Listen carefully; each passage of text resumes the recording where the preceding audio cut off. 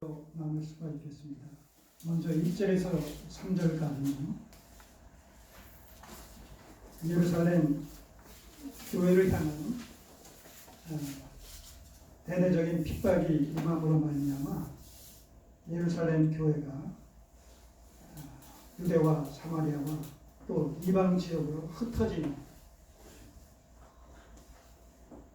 박해와 흩어짐이라는 이런 제목으로 3절까지 내용을 살펴보겠고, 이후에 4절부터 25절까지 이 말씀은 그렇게 흩어진 사람들 중에서 특별히 빌립이 사마리아 지역을 찾아서 거기서 전도를 했고 그 결과 나타난 이런 내용들에 대해서 함께 살펴보도록 그렇게 하겠습니다. 자, 1절을 보시면 사울이 그의 죽음 당함을 마땅히 여기더라. 우리는 7장에서 특별히 7장 후반부에서 스데반이 모세가 나와 같은 선지자를 또 하나님께서 보내주실 것이다 라고 말씀했던 그 당사자가 바로 예수 그리스도다 라는 사실을 논증을 하죠. 그 출애굽기의 구원자 모세를 이스라엘 선조들이 불순종하고 거역하고 그가 시내산에 십계명을 받으러 올라갔을 때 땅에서는 아론을 충동시켜서 금송아지를 만들고 우상 숭배하는 이런 패역한 짓을 저질렀단 말입니다. 그런데 그 후손들인 당시의 유대인들이 바로 그 모세의 당사자로 오신, 그 모세의 실체로 오신 예수님을 그렇게 핍박하고 정죄하고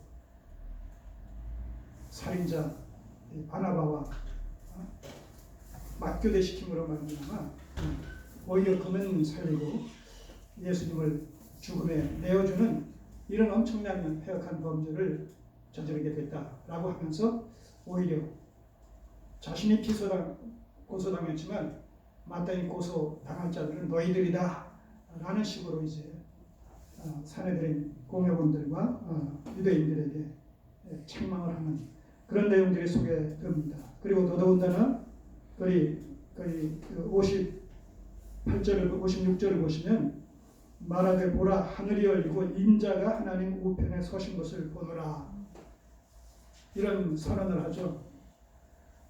그 앞에서는 예수께서 하나님 우편에 서신 것을 보고 말하되 보라 하늘이 열리고 인자가 하나님 우편에 서 계시다. 예수님을 인자로 표현하면서 하나님 우편에 서 계신 인자 되신 예수님이라는 그 고백을 하죠. 선언을 하죠. 이랬을 때 어떤 반응이 일어납니까? 사내들인 공회원들과 유대인들이 저희가 큰 소리를 지르며 귀를 막고 일심으로 그에게 달려들어서 성 밖에 내치고 돌로 쳐서 죽이는 이런 끔찍한 사건이 일어나게 되죠. 인자가 하나님 우편에 서신 것을 봤다. 보라. 이것이 왜 저들을 그렇게 자극시켰냐라고 했을 때 주님의 공생의 사역 동안에 주님께서는 스스로를 뭐라고 칭하셨습니까? 인자라고 말씀하셨어요. 그 인자는 하나님의 아들이다, 독생자다, 그리고 종말론적인 관점에서는 심판주다라는 이런 의미가 담겨 있습니다. 그랬을 때 그 유대인들은 어떻게 반응했어요? 망령되다고 하나님의 아들을 사칭한다고 말하자면 신성 모독죄로 참남죄로 그렇게 정죄를 해서 결국은 그 십자가에 내어주는 이런 일까지 저질렀던 것이 아니겠습니까? 그런데 그렇게 해서 정죄했던 인자라고 해서 더 정죄했던 그 예수님이 지금 인자로서 하나님 우편에 계시다고 하니까는 그걸 본다고 하니까 인자 되신 예수 그리스도라는 이 사실이 또 그리스도께서 스스로를 인자라고 말씀하셨던 그 사실이 사실이라는 거예요? 거짓이라는 거예요? 사실이라는 것을 지금 객관적으로 공식적으로 증거하는 셈이 되지 않습니까? 그렇게 되면 어떻게 돼요? 메시아를 기다리는 그들이 오신 메시아를 죽인 것이 성립이 되잖아요. 스스로가 자신들이 행한 행위가 잘못된 것임을 스스로 인정하는 것이 되니까 그럴 수 없잖아요. 그러니까 거기서 반대급부적으로 이제 그 행동이 돌변해서 나오는 것이죠. 그래서 이런 자를 살려두게 되면 이건 계속해서 후환이 되겠다. 그렇게 해서 제대로 법적인 절차를 밟지도 않고 불법적으로 이렇게 재판을 종식시키는 가운데 그 스테반을 돌려쳐서 죽이는 이런 그 스테반의 순교 사건이 발생하게 된 것이죠. 그 연장선상에서 오늘 이제 8장이 소개되는 거예요. 사울이 근데 그 현장에 누가 있었었어요? 사울이 있었었단 말입니다. 거기 59절에 보시면 사울이라 하는 청년의 발 앞에 즉 돌로 쳐 죽였던 돌을 던졌던 그들의 옷을 갖다가 그 앞에 맞게 뒀을 때 사울이 그 옷들을 이제 간수하는 이런 그 당사자로서 보여지고 있단 말이죠. 그 연장선에서 8장 1절에 이렇게 나오는 거예요. 사울이 그의 죽임당함을 마땅히 여기더라. 다시 말해서 유대인들에 의해서 죽임당하는 그 스데반의 죽임에 사울이 직간접적으로 깊이 관여가 됐다는 거예요. 깊이 관여가 됐다. 자, 그 증거는 뭐예요? 그 3절에 보시면 8장 3절에 보시면 사울이 교회를 장멸할세 각 집에 들어가 남녀를 끌어다가 옥에 넘깁니다. 여기서 교회를 장멸하다라고 하는 것은 교회 속에 들어와서 사람들을 다 흩어버리고 교회를 훼손시키는 관리가 여기 들어와가지고 사람들 다 내쫓아버리고 이 기물들을 갖다가 파손시키고 그리고 그 중에 사람들을 도망가지 않은 사람들은 잡아다 옥에 가두는 이런 일에 앞장섰다는 거예요. 사울이. 왜 이런 부분을 여기 강조해서 아직 사울 얘기는 저 뒤에 나오는데 왜 9장에서 나오는데 왜 8장의 스데반의 죽음과 연관시켜서 이런 사울의 패역한 하나님께 대적하는 이런 모습을 소개하고 있을까요? 나중에 그가 회심했을 때 이방인의 사도로서 복음을 증거했을 때 이 예수가 참 메시아이고 이 예수를 믿는 저들이야말로 참 크리스찬이요 기독교인이요 참 하나님의 백성들이구나 이 사실을 깨닫게 되는 거죠. 그리고 반대급부적으로 유대교가 그 유대교에 속했던 자신이 거짓된 이런 그 왜곡된 신앙관을 갖고 있었구나라는 사실을 깨닫게 되니까 어떻게 돼요? 전심으로 하나님을 섬기며 의지하며 이방인의 사도로서의 사명을 감당하는데 자기의 생명을 조금 더 귀한 것으로 여기지 않을 만큼 전폭적으로 자신을 내어던질 수가 있었다는 것이죠. 자, 그런 것을 대비시키기 위해서 여기서 가장 악독한 모습으로 자신을 지금 사도행전 저자는 사울의 모습을 여기서 그려내고 있다는 거예요. 나중에 그 반대급부적인 현상이 나타날 것을 염두에 두고 대비시키는 그런 의미에서 말이에요.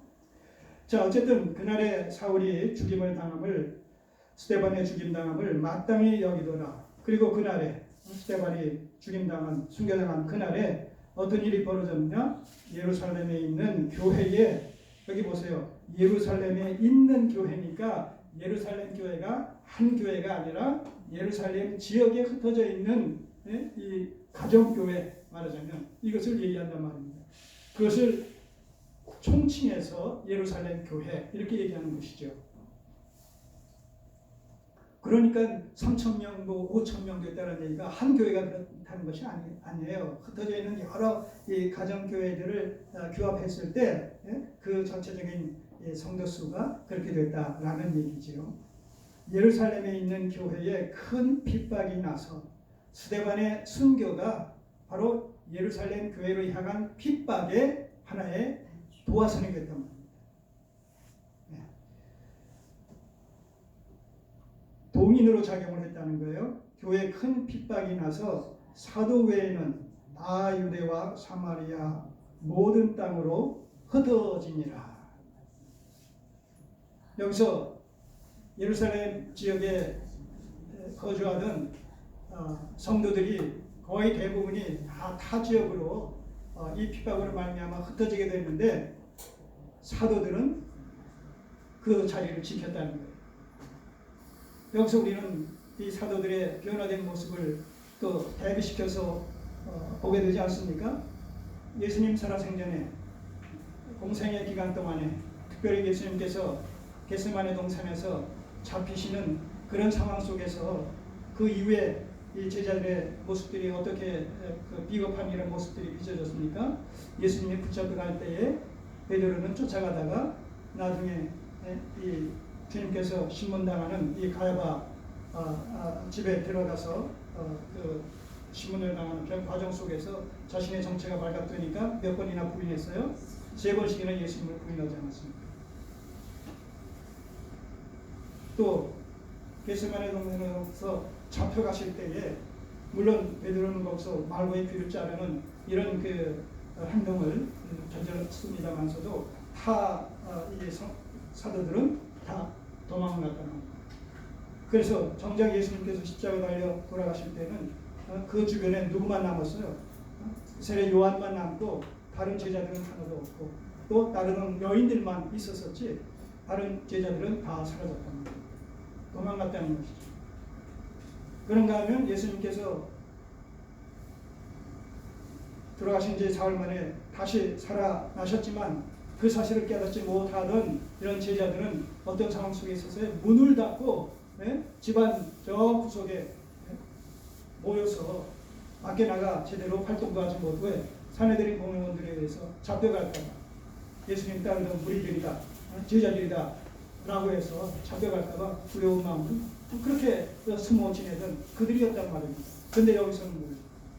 그 대대적인 핍박 그리고 사울이 앞장서서 막 잡아가는 이런 상황 속에서도 성도들은 흩어졌지만 그러나 사도들은 거기서 의연하게 그 교회를 모교회로서의 예루살렘 교회를 지키고 있었다라는 것은 뭐예요? 무엇이 그들로 하여금 그런 그 담대함과 용기를 발휘할 수 있었을까요?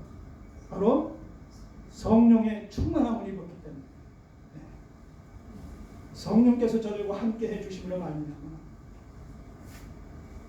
우리는 이런 사건을 통해서 우리가 고난 중에도 핍박 가운데서도 과거에 특별히 로마의 치하에서 기독교인들이 박해를 받고 핍박을 받아 순교당할 때에 저들이 기꺼이 즐거운 마음으로 담대하게 그런 핍박과 박해를 감당할 수가 있었다라는 그 배후에는 성령께서 그들과 함께 하셨다는 겁니다. 성령께서 저들을 충만케 하시고 용기 백배 할 수 있는 이런 힘과 능력과 담대함을 주심으로 말미암아 현실을 아마 극복할 수 있는 초자연적인 어떤 그런 현상들을 아마 목격하면서 하나님의 나라의 실제를 바라보면서 스데반이 그랬듯이 그런 어떤 놀라운 그런 역사로 말미암아 성령의 역사로 말미암아 물리적으로 현실적으로 우리 육체에 가해지는 이런 고난을 극복할 수 있는 그런 어떤 초자연적인 힘을 부여하시지 않았을까 그런 생각을 해보게 되는 것이죠.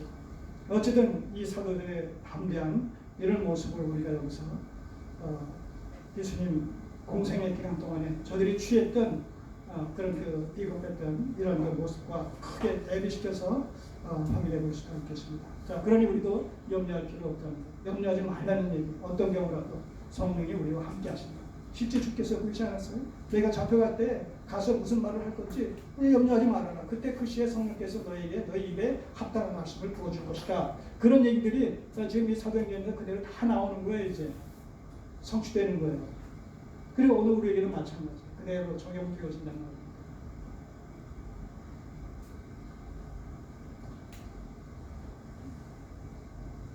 특별히 여기서 이제 예루살렘에 국한됐던 복음이 이 핍박으로 말미암아 유대와 사마리아 모든 땅으로 흩어진다라고 했을 때 여기서 우리는 이 흩어짐의 이중적인 의미를 살펴볼 필요가 있어요.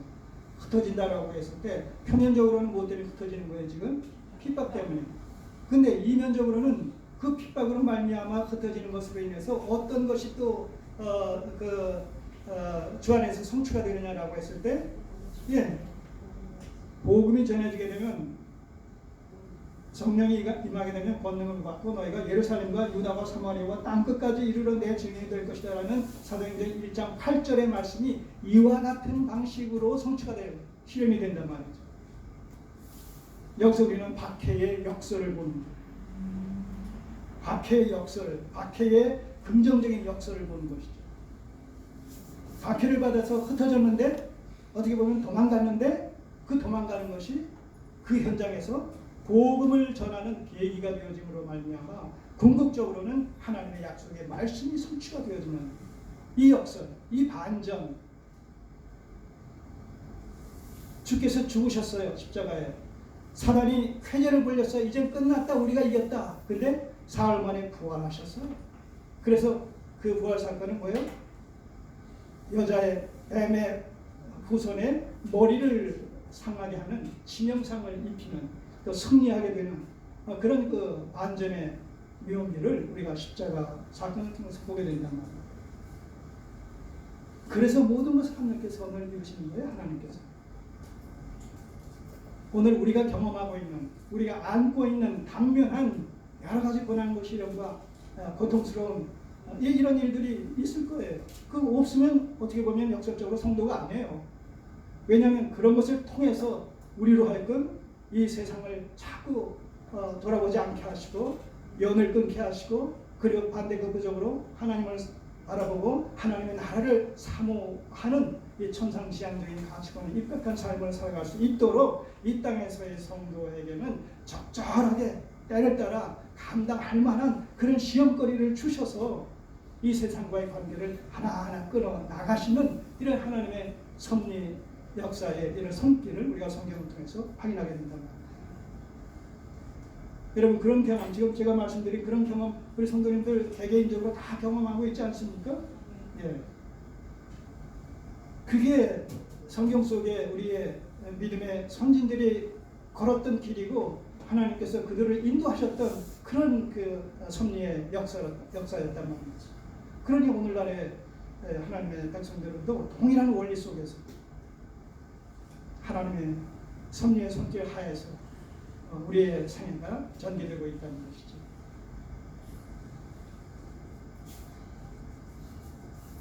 얼마나 놀랍습니까?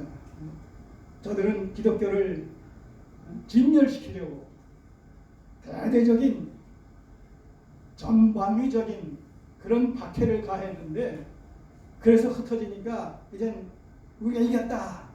기독교는 이제 더 이상 조립할 수가 없을 것이다. 사라질 것이다. 아마 그렇게 쾌재를 불렀을지도 몰라요.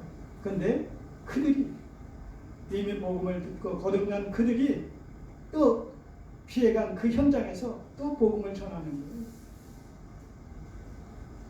이게 부활의 생명력이죠.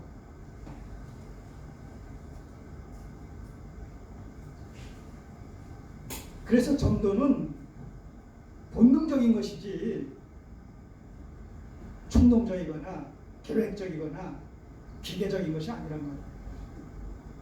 구원받은 하나님의 백성들이 예수 그리스도의 부활의 생명을 가진 자들이 그 생명력의 바위라는 이런 측면에서 복음을 전하게 되어 있단 말입니다. 구원받은 하나님의 백성들은 영혼들을 향해서 무관심할 수가 없는 거예요. 우리 안에서 끊임없이 성령께서 충동하기 때문에 야, 복음 전해, 복음 전해.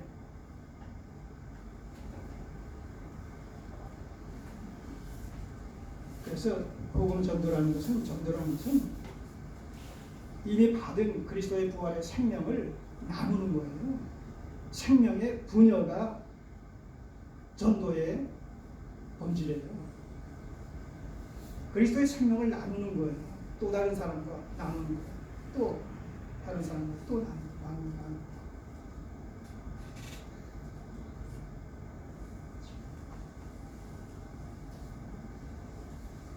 자, 그런가 하면 2절에서 경건한 사람들이 스데반을 장사하고 순교당한 스데반을 그 와중에 그 핍박의 와중에서도 많은 사람들이 예루살렘을 떠났지만 그러나 그 중에 또 일부는 남아서 단도리를 하는 거예요.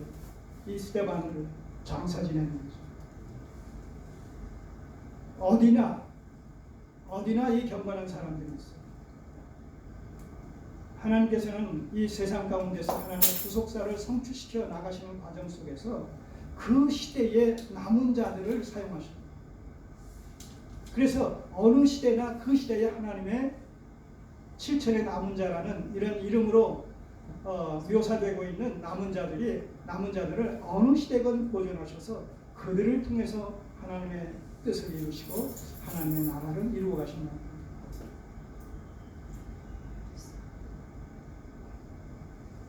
내가 그리스도인이라고, 내가 기독교인이라고, 내가 신자라고 해서 신자가 되는 것이 아니라 하나님께서 네가 내 백성이다, 네가 내 아들이다, 네가 내 언약 백성이다. 하나님께서 인정하신 그들이 하나님의 백성이고 그들이 그리스도인이고 그들이 성도인 것이죠.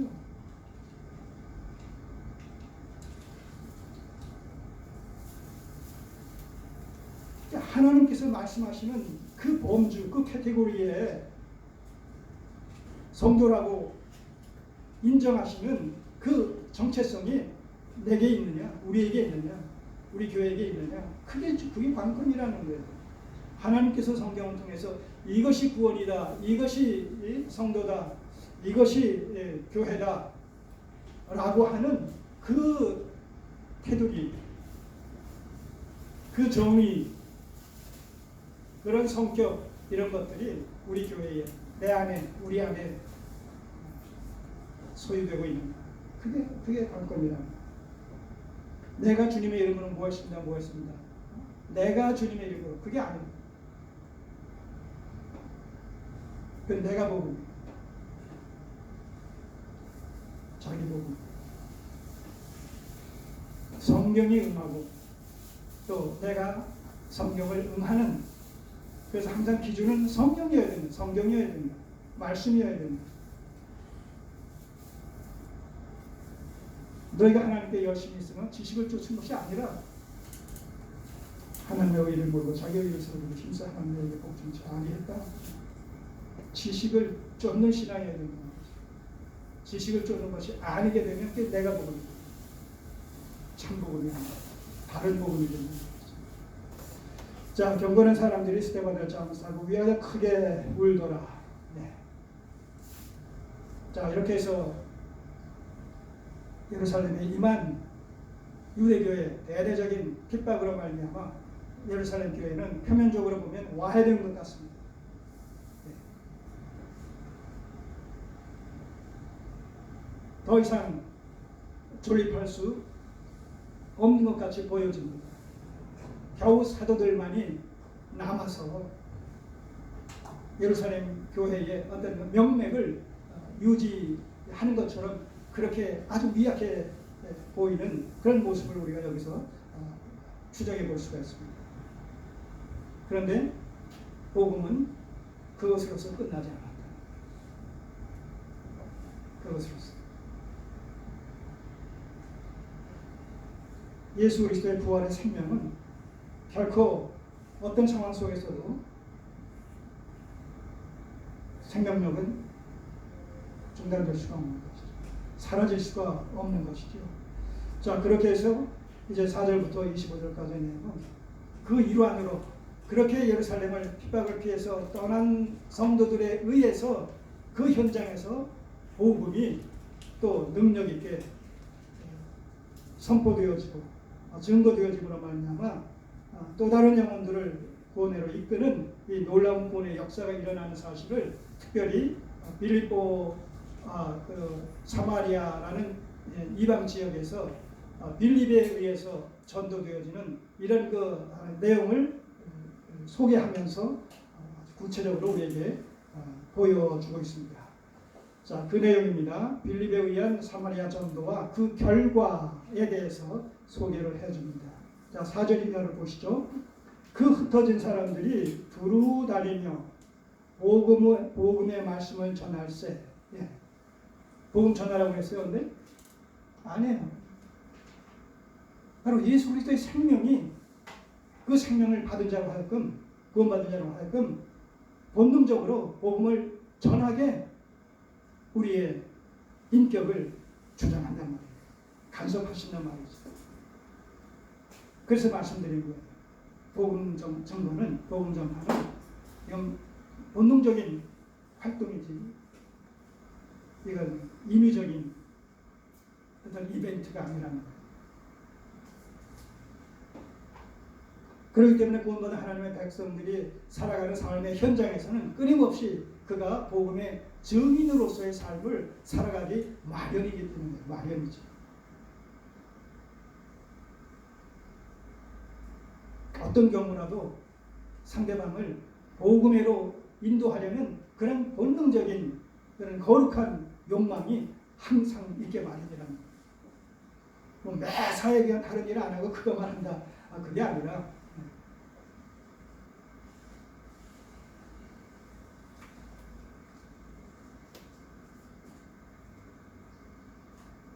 자, 이제 빌립의 경우를 구체적인 예로 듭니다. 빌립이 사마리아 성에 내려가 그리스도를 백성에게 전파하니, 이 빌립이 누구예요?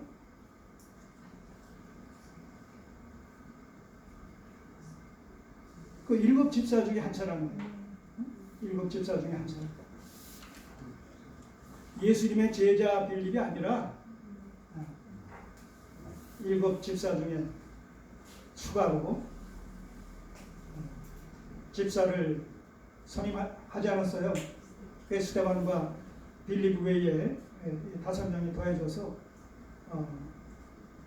7 집사를 사도들이 말씀 전하는 것과 기도하는 일에 전념하기 위해서 성도들을 돌아보고 문제를 해결하는 그런 그 집사의 직분을 감당할 자들을 따로 세웠을 때에 이 스데반과 빌립을 위시한 7사람의 집사들이 세우지 않았습니까?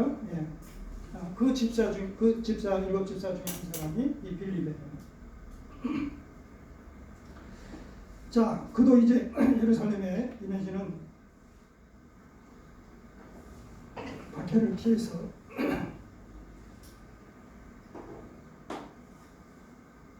사마리아 전도에 집중하고 있는 모습을 보게 됩니다.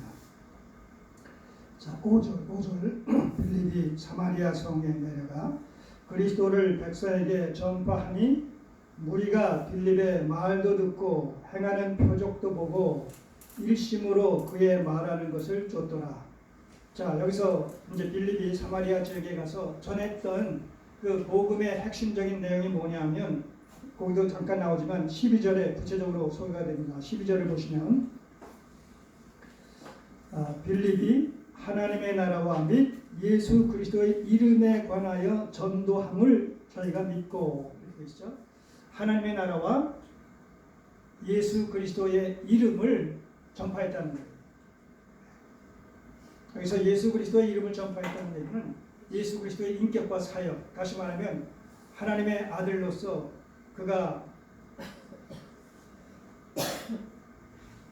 죽으시고 십자가에서 죽으시고 부활하신 그 예수 그리스도의 죽음과 부활에 담긴 구속사적인 의미가 무엇인가, 이것을 저들과의 관계 속에서 증거했다는 얘기죠. 이게 복음의 내용 아닙니까?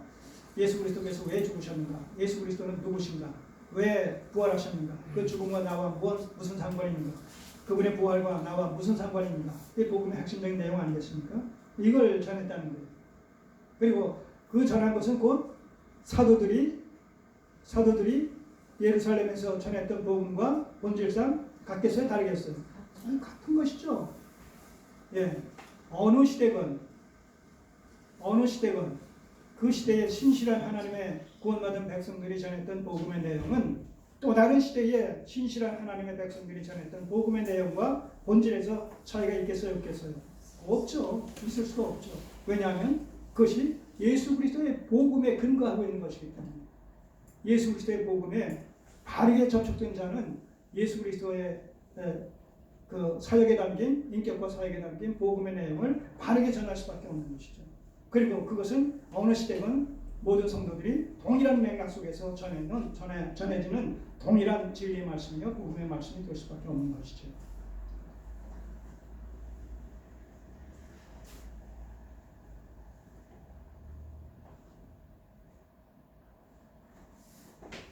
자, 6절에 무리가 빌립의 말도 듣고 행하는 표적도 보고, 자, 여기서 보면 이 빌립이 복음을 전하는 과정 속에서 하나님의 나라와 예수 그리스도의 이름에 근거해서 복음을 전하는 과정 속에서 어떤 일들이 동반되고 있느냐라고 했을 때, 예, 표적이 동반되고 있었다. 이적 기사가 동반되고 있었다. 그런데 여기서 누가는 의도적으로 빌립의 사역 속에서 나타난 이 이적 기사를 표적이라는 용어로 대치해서 설명을 하고 있어요. 기록을 하고 있어요.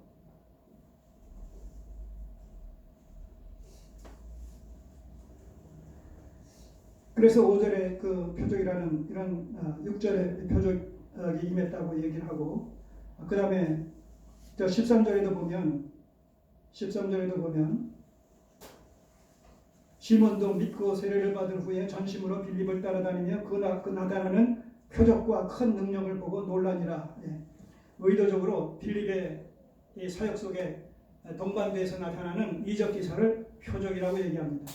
그럼 여기서 표적이라고 얘기할 때는 어떤 의미가 있다고 그랬어요? 거기에 특별히 예수 그리스도와 관련되어진 복음과 관련되어진 구속사적인 의미가 담겨 있다라는 것으로서 표적이라는 특별한 용어를 이적 기사를 대신해서 사용한다는 것이죠. 자, 그러니까 이 표적은 곧 예수 그리스도의 예수님의 그리스도 되신, 예수님의 메시아 되신, 예수님의 하나님의 아들 되신, 그리고 예수 그리스도를 믿음으로만 죄 사함을 받고 칭의의 구원을 받을 수 있다라는 이 복음의 핵심을 보증하는 하나의 수단과 방편으로서 이 표적이 나타납니다.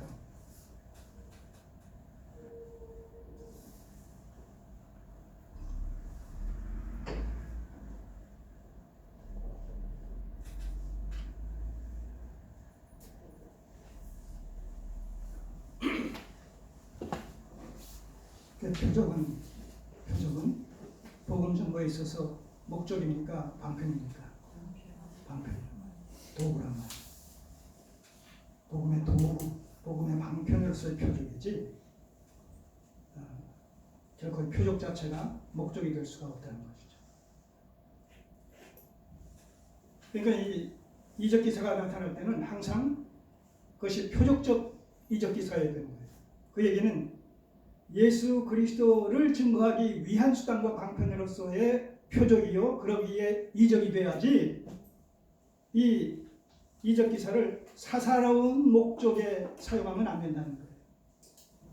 단순히 그리스도와 무관한 사사로운 목적에, 사사로운 이유로 표적과 기사를 행하게 되면 이건 거의 틀림없이 사단의 미혹에 빠지게 된다는 것이죠. 성경도 뭐라고 합니까? 요한일서 4장 1절에 너가 영을 다 믿지 말고 그 영이 하나님께 속하는지 시험하라는 거예요. 그러니까 하나님에 속하지 않은 그 영의 사역도 활동도 있다는 거예요. 그런 사역의 목적은 뭐겠습니까? 우리 미혹하는 것이죠.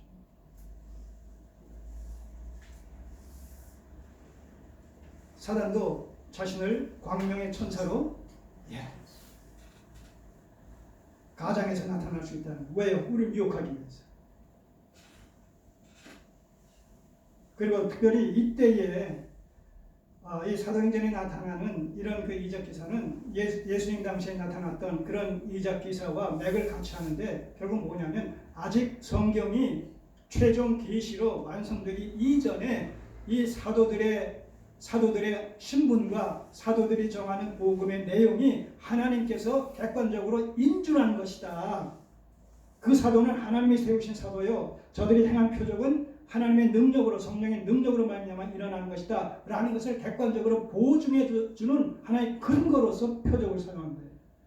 그런 의미가 있단 말입니다.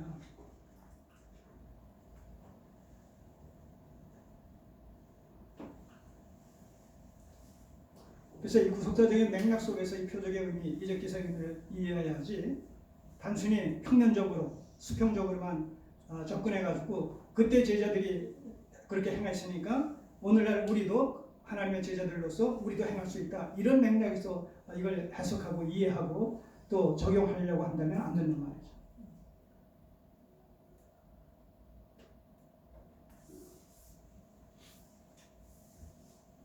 중요한 것은 이 표적, 이적 기사는 복음의 수단과 방편이지 복음의 핵심적인 그 주제가 아니라 복음의 핵심적인 주제는 뭐예요? 말씀이다. 그 말씀의 내용은 예수 그리스도의 죽으심과 부활하심.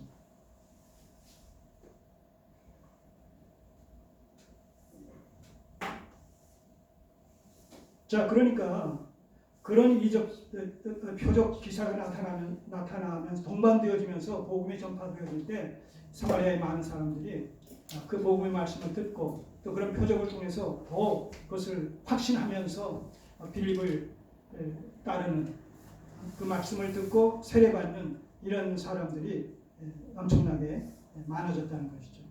그 하나의 실예로 지금 시몬의 경우를 예로 드는 거예요. 이제 빌립의 사마리아 전도의 그 효과적인 측면의 하나의 실예로서 지금 시몬을 예로 드는데 더더군다나 이 시몬은 어떤 자요?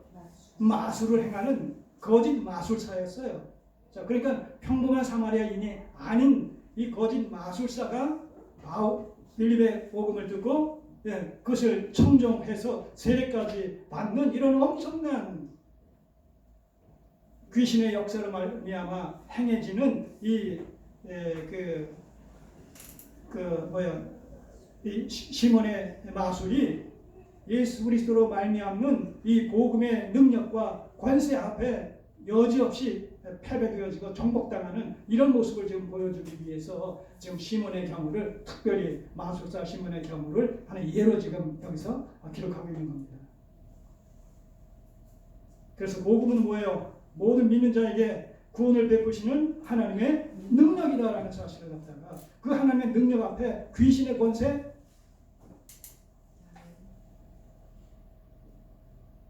저리 가라는 그 어떤 권세도 어떤 세력도 우리 복음의 권세 앞에 하나님의 권능 앞에 능력 앞에 결코 대항할 수 없다는 것이죠. 자, 그 내용을 봅시다. 그 성에 시몬이라 하는 사람이 전부터 있어 마술을 행하여 마술 속임수아니에요.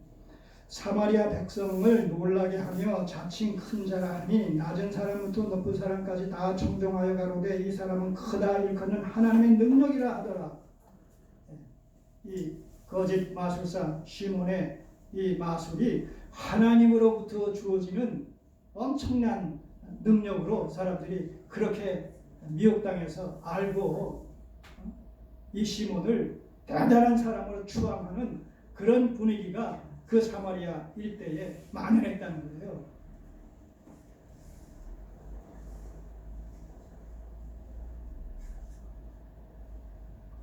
그래서 11절 오랫동안 그 마술에 놀랐으므로 저희가 청종하니라. 그러니까 사마리아 지역에서는 이 마술사 신 문제가 있으면 이 사람 찾아가면 그 사람이 뭐라고 얘기하면 그것이 곧 법이요 해결사 노릇을 했던 겁니다. 누구도 그에게 대항하거나 대적하는 그런 인물이 없을 정도로 독보적인 이런 영향력을 발휘하는 그런 인물이었다는 것이죠. 그걸 강조하는 거예요 지금. 그런데 그가 지금 빌립의 복음 앞에 어떻게 되느냐, 지금 이걸 지금 여기서 강조하면서 소개를 하려고 하는 거죠. 목적이 12절 빌립이 하나님 나라와 및 예수 그리스도의 이름에 관하여 전도함을 저희가 믿고 사도 사마리아 사람들이 믿고 남녀가 다 세례를 받으니 거기에 더하여 시몬도 믿고 세례를 받은 후에 전심으로 빌립을 따라다니며 그 나타나는 표적과 큰 능력을 보고 놀라니라. 자, 여기서